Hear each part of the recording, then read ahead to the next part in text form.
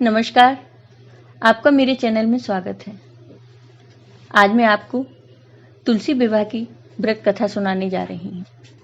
कार्तिक शुक्ल पक्ष एकादशी यानी कि देवउठानी एकादशी या प्रबोधिनी एकादशी को तुलसी विवाह संपन्न किया जाता है। इस दिन तुलसी जी का विवाह शालिग्राम के साथ किया जाता है। कुछ लोग एकादशी से पूर्णिमा तक तुलसी पूजन कर 5वें दिन तुलसी शालिग्राम विवाह करते हैं। आयोजन बिल्कुल वैसा ही होता है जैसे हिंदू रीति रिवाज से सामान्य वर वधू का विवाह किया जाता है। तुलसी विवाह व्रत कथा। किसी समय एक कुटुंब में ननद तथा भाभी साथ साथ रहती थी। ननद का विवाह अभी नहीं हुआ था।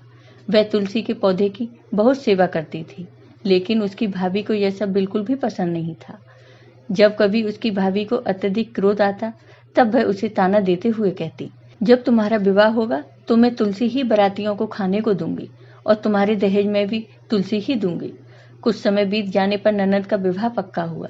विवाह के दिन भाभी ने अपने कहे अनुसार बारातियों के सामने तुलसी का गमला फोड़ दिया और खाने के लिए कहा। तुलसी की कृपा से वह फूटा हुआ गमला अनेकों स्वादिष्ट पकवानों में बदल गया। भाभी ने गहनों के नाम पर तुलसी की मंजरी से बने गहने पहना दिए। वह सब भी सोने जवाहरात में बदल गए। भाभी ने वस्त्रों के स्थान पर तुलसी का जनेऊ रख दिया। वह रेशमी तथा सुंदर वस्त्रों में बदल गया। ननद की ससुराल में उसके दहेज की बहुत प्रशंसा की गई। यह बात भाभी के कानों तक भी पहुंची। उसे बहुत आश्चर्य हुआ। उसे अब तुलसी माता की पूजा का महत्व समझ आ गया। भाभी की एक लड़की थी। वह अपनी लड़की से कहने लगी, तुम भी तुलसी की सेवा किया करो, तुम्हें भी बुआ की तरह फल मिलेगा। वह जबरदस्ती अपनी लड़की से सेवा करने को कहती, लेकिन लड़की का मन तुलसी सेवा में नहीं लगता था। लड़की के बड़े होने पर उसके विवाह का समय आता है। तब भाभी सोचती है कि जैसा व्यवहार मैंने अपनी ननद के साथ किया था वैसा ही मैं अपनी लड़की के साथ भी करूंगी, तो यह भी गहनों से लद जाएगी और बारातियों को खाने में पकवान मिलेंगे।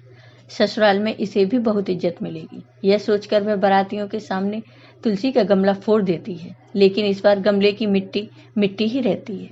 मंजरी तथा पत्ते भी अपने रूप में ही रहते हैं। जनेऊ भी अपना रूप नहीं बदलता है।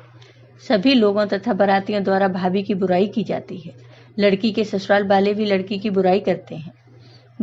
भाभी कभी ननद को नहीं बुलाती थी। भाई ने सोचा मैं अपनी बहन से मिलकर आता हूँ। उसने अपनी पत्नी से कहा और कुछ उपहार बहन के पास ले जाने की बात कही।